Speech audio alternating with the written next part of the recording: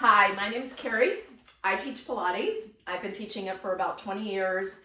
And because I love Pilates so much and think it makes sense to so many people, the principles and the basics are what make Pilates different. And so that's what I've been doing for you if you're stuck at home and maybe thought about doing Pilates, or for my clients that want some little short clippets of exercises that you can do.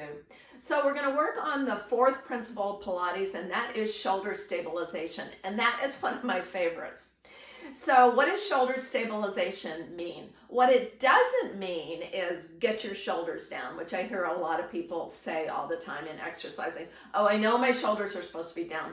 What we want to think about is we want to think about your two shoulder blades need to be flush against your rib cage.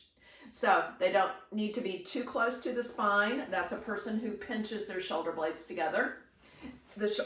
Excuse me, the shoulder blades don't need to be too far apart. That means that the shoulders are rounded.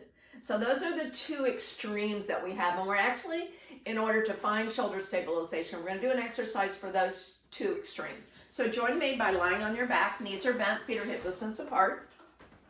Arms are reaching up toward the ceiling. So in this position, I'm trying to be in neutral, which means that I have my low back curve defined, so my pelvis is level. I have my curve underneath my neck defined, so the normal curves of the spine.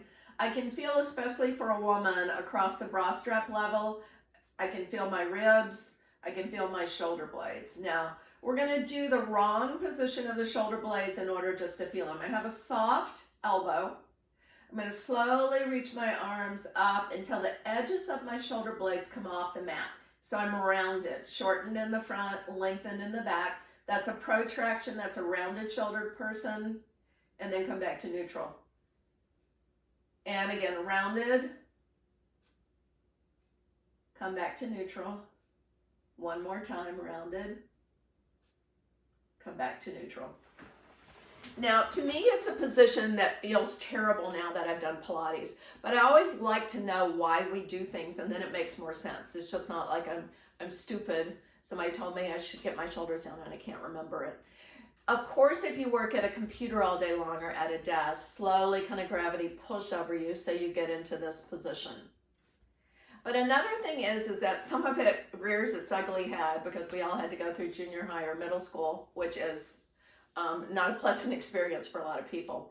If you were super tall or taller than you regular people that you hung around with were, then a lot of those people tried to start to shrink, and nobody wanted to look different from anybody else. And that may be a carryover. You may look like this because you imitate your parents or whoever lived in the household too, because we look, walk, talk by who we're with.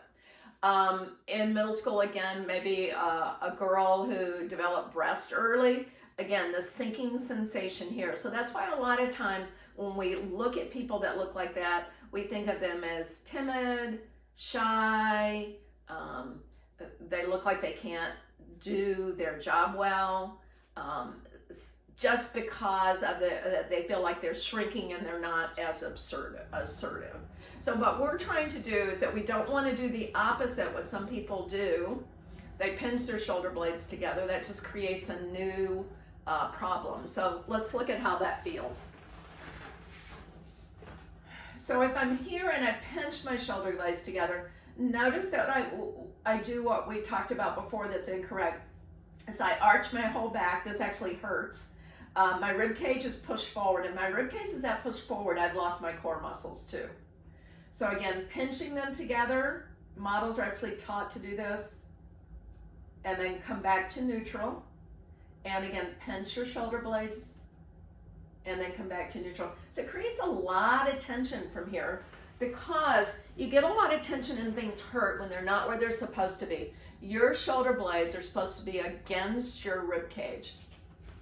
Probably the hardest thing for people to do is to keep their shoulder blades correctly in like a plank position or a push-up position. So we're going to make it easy in a quadruped position, but again, we're going to practice those two incorrect positions. So I'm trying to be in neutral here, where my shoulder blades are against my rib cage. This would be overarching, and what happens is the shoulder blades go too far out to the side and I just end up rounding or hunching my back. Come back to neutral. And then the opposite of this is dropping down. And you notice this drops, so my core is not engaged. My shoulder blades have come closer together because, again, I've lost my core. It's not it's a matter about a lot about core. So if I pull up on my pelvic floor, tighten my deep abdominal muscle, stabilize across the rib cage area, especially at the sternum, it brings me back to where I should be. It's the same that when we go into a plank position, if you're not sure, again, what we're talking about with the shoulder blades, if I'm here, this would be actually making it easier. I've lost the long line of the plank and I've rounded my shoulders. This comes back to the correct plank. And this is me losing my core, and my shoulder blades end up hiking up and my shoulder blades end up pinching together.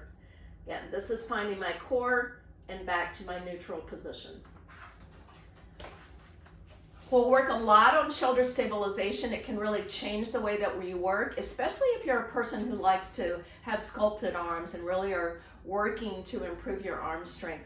If you don't have shoulder stabilization, you cannot build your arm strength.